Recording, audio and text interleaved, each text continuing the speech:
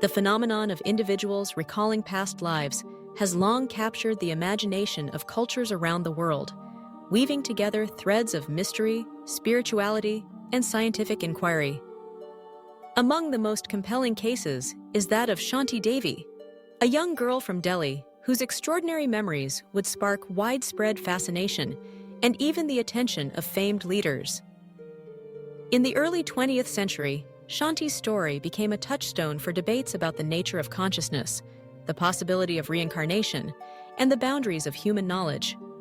Today, her tale continues to inform and inspire research, cultural narratives, and philosophical discussions. Shanti Devi was born in 1926, and by the age of 4, she began to recount vivid details of a life she claimed to have lived before. She spoke of a home in Mathura, a city miles away from her birthplace, and described her previous existence with uncanny precision.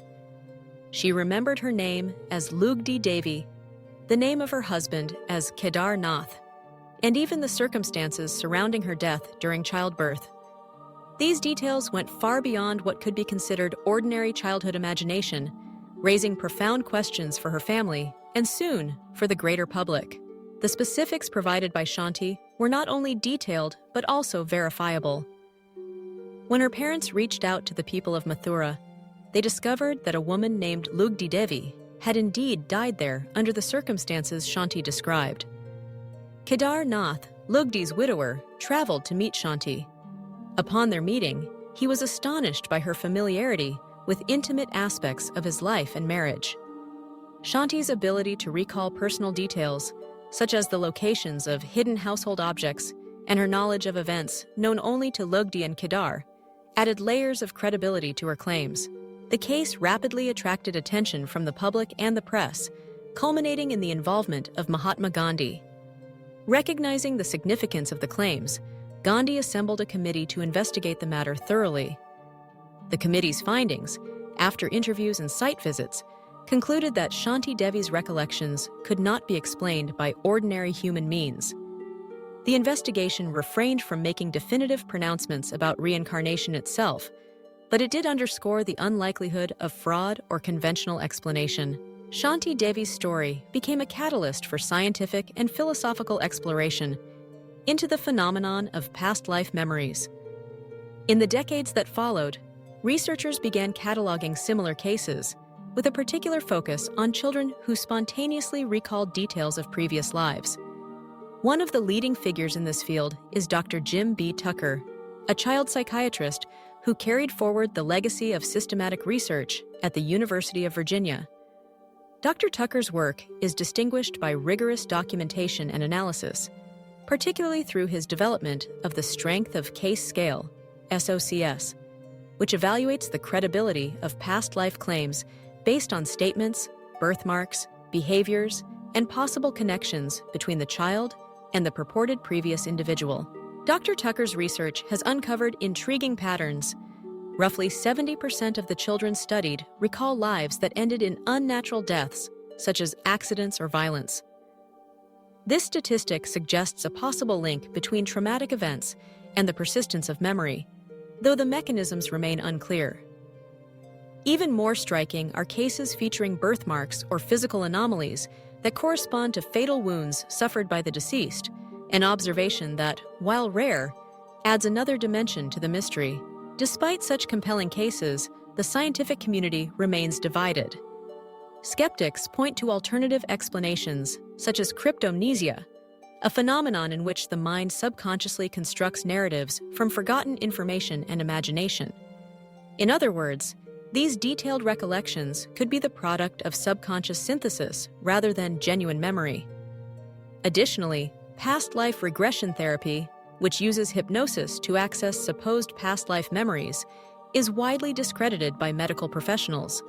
Most experts regard the memories produced through these methods as fantasies or delusions, rather than evidence of reincarnation. The broader discourse on past life memories is shaped not only by scientific inquiry, but also by cultural representation. Popular media continues to explore the theme, often blending fact with fiction and sparking renewed interest. A recent example is the South Korean television series See You in My 19th Life, which aired in 2023.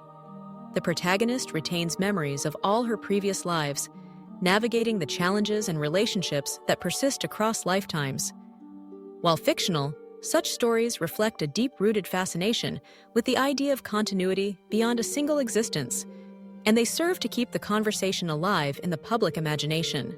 For many, stories like Shanti Devi's offer hope, comfort, or simply the pleasure of mystery. They challenge the limits of materialist views of consciousness and suggest that human experience may be far more complex and layered than we ordinarily assume. For others, the phenomenon is a cautionary tale about the power of suggestion, memory, and the need for rigorous skepticism. In the present day, research continues, albeit amid ongoing controversy.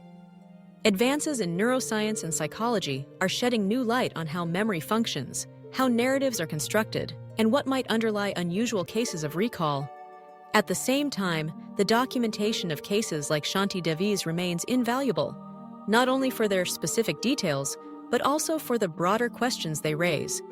Are these memories mere artifacts of human cognition, or do they point to something deeper, a survival of self, a continuity of consciousness across lifetimes? Ultimately, the story of Shanti Devi and others like her stands as a testament to the enduring intrigue of past life memories.